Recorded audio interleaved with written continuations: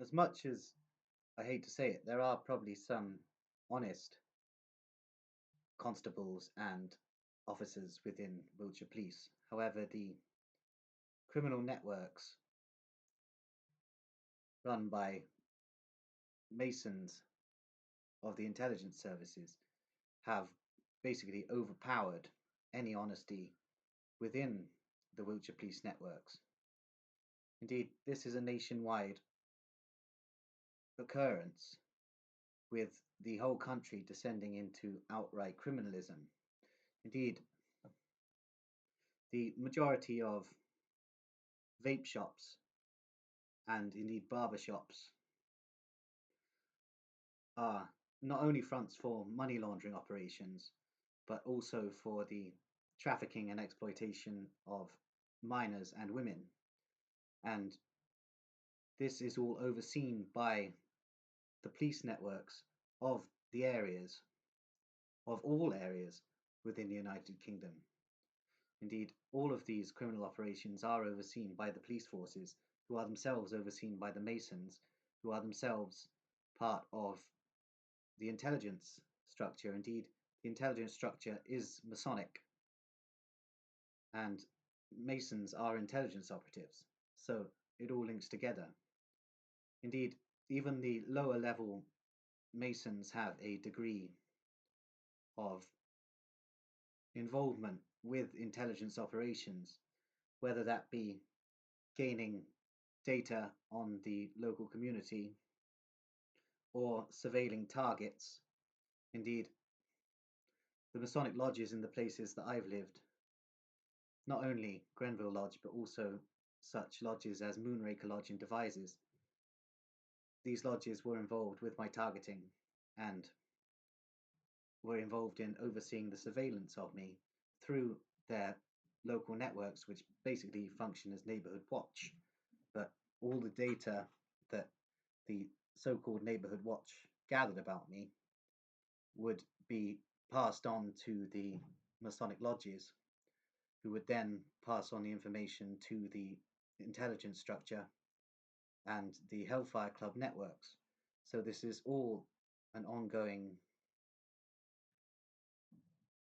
surveillance and structure, basically. Indeed, as I've surmised before, the informant culture in these small towns is basically like a neighborhood watch version of the Stasi. Indeed, I've also stated that I believe that much of the informant culture is based on envy, and the envy that British people feel for one another. I'm not stating that people are envious of me, just that the fact they inform on me is based on in their own pathological envy. And this envy has been caused by the media outlets controlled by the Tavistock Institute and the general state of society as it is, which is itself a creation of Tavistockian engineering and originally the concepts created by German psychiatrists in the 17 and 1800s. Indeed, all of these concepts seem to link up. Indeed, many of the informants were not actually involved in my direct targeting by the intelligence services. However, they contributed to it by providing false data to the police, which could then be used against me in some way, in some capacity that would serve the agenda of the intelligence services in terms of their wish to strike me from the society, basically, and have me hospitalized. And now I'm back in society, I am rather wary of what could potentially happen. Indeed, I've already noticed many people do not like my presence in this town. Indeed, that could just be due to my appearance or the fact that they recognize me and they do not like my presence. Indeed, perhaps they are worried that I will start operating. Indeed, the military are here, and I am not prepared to target them, not because I believe they are all decent people, but because I don't believe that is my priority right now. Indeed, Perhaps some of the technology being used against me in terms of the microwave beams is in fact stored in that military facility, but I expect they will come into my exposure of the agenda at some point due to the fact that much of the economy is in this town will be a military economy, and therefore there will be many backhanded arrangements, most probably facilitated through the networks of local Freemasons. Indeed, also, what must be stated, the fact that Warminster is a military town means that there is going to be a large amount of covert trafficking going on of humans, narcotics, organs, etc., most probably taking place in the night time, as this occurs around all military bases, with military intelligence factions having a controlling percentage of much of these trades, in coordination with such networks as MI5 and MI6. Indeed, Defence Intelligence, which is UK military intelligence, are notorious for the trafficking of heroin. Indeed, the circumstances of the Afghan war allowed much heroin to be transported back in the coffins of dead soldiers, and this heroin was then basically trafficked out of military bases. Indeed, military bases also mean that there will be a degree of mind control experimentation going on in this area, and also surgeries such as lobotomies and various other brain surgeries, which are basically used for mind control purposes. Indeed, I wouldn't be surprised if there is a contingent of mind controlled slaves around the Warminster area, many of whom may not be aware that they are mind controlled slaves of Defence Intelligence, i.e., the UK military intelligence arm. Indeed, all of these networks link to Masonic criminal operations. Indeed, the Masons are effectively a large mafia, though they are more powerful than the majority of syndicates, and they use the syndicates, such as the Albanian mafia, as fronts for their own operations. Indeed, the Albanians mafia are notorious for the trafficking of organs and minors.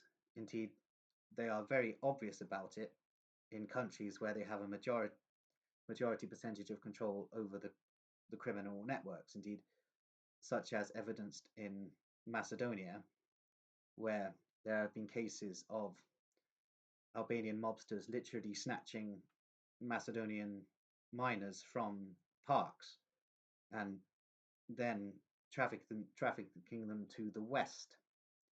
Indeed, this whole trade was opened up by the British intelligence services beginning in the 1940s and the 1950s, when British intelligence made connections with Albanian clan chiefs, many of whom were against the communist regime, but also with networks that were pro Hodja. So the British always like to play the dialectic. Indeed, they played the dialectic in Albania between the chiefs on both sides of the political spectrum, and were able to utilize this dialectic to build a huge criminal empire, which, as I've stated, is a front for British intelligence, just as in the 1800s, the British East India Trading Company and the Dutch East India Trading Company were fronts for British intelligence opium and slave trafficking networks. And this seems to be continuing and is even evidenced today in the activities of the local constabulary. Indeed, I do not wish to yet incite the ire of Wiltshire Police, and even when I do, I wish for everything to be arranged so that I'm not actually saying anything that can get me arrested by them. So, in many ways, I don't particularly want to bring over my feud with Devizes Police to Warminster. However, I'm aware that police look after each other.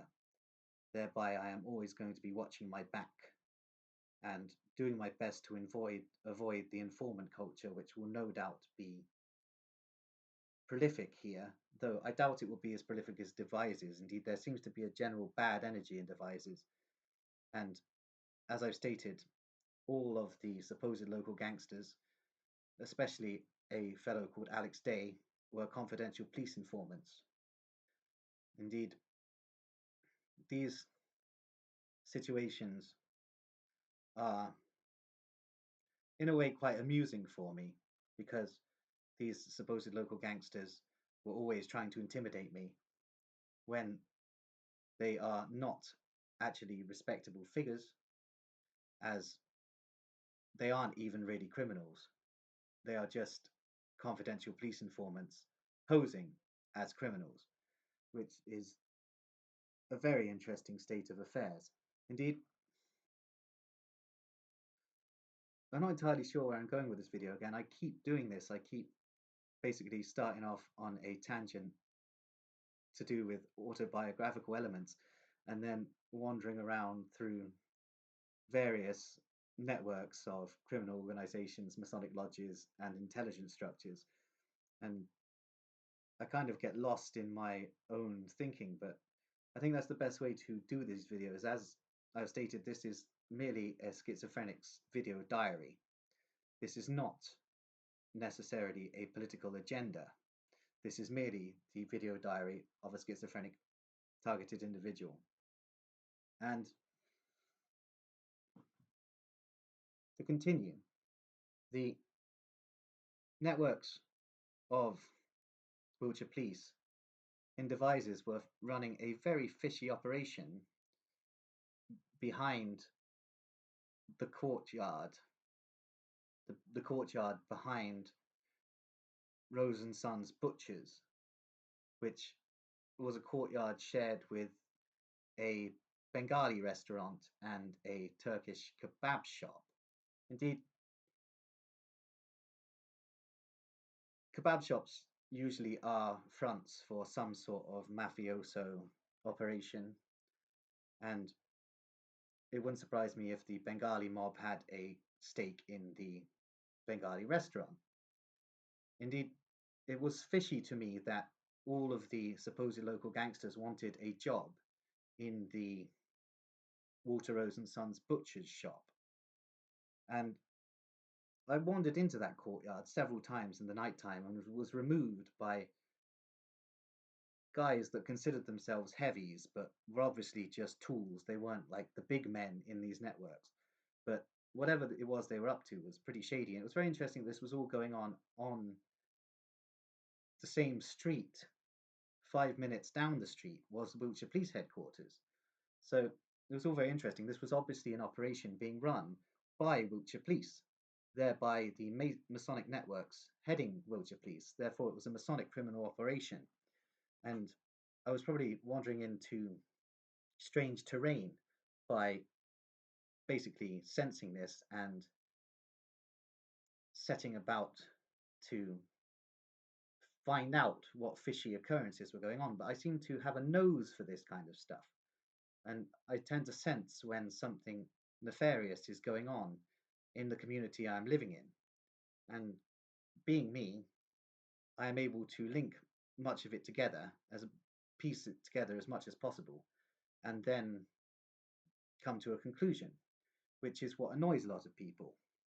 Indeed, so many times after I was chased out of the area behind Walter Rose and Sons Butcher's shop in Devizes, I was wandering past, and if I so much as glanced at that butcher's shop, a guy not in butcher's uniform would come out and stare me down and try and intimidate me. To be honest, I didn't find him that scary. Indeed, he was obviously just a very minor guy in these networks.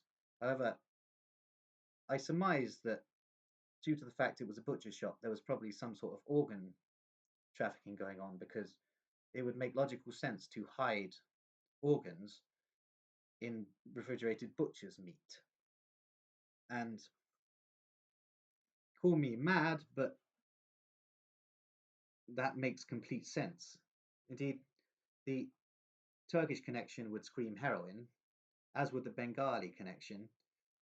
Indeed, the Bengali connection would also scream human trafficking, and the Walter Rosenson's connection, interesting, would scream Freemasons, thereby all sorts of nefarious criminal enterprises. So, as I do not have security clearances, I cannot directly state what this criminal syndicate was up to. But to be honest, it seems that many of the young roadmen want to be involved in the trafficking of minors and the prostitution of minors and the harvesting and trafficking of organs because they believe it is glamorous, because that culture is sold to them as glamorous by the Tavistock social engineers. Indeed, they believe this guy, Alex Day, who is a confidential police informant, is glamorous when he is one of the most revolting pieces of work I have ever encountered. But let's leave that there.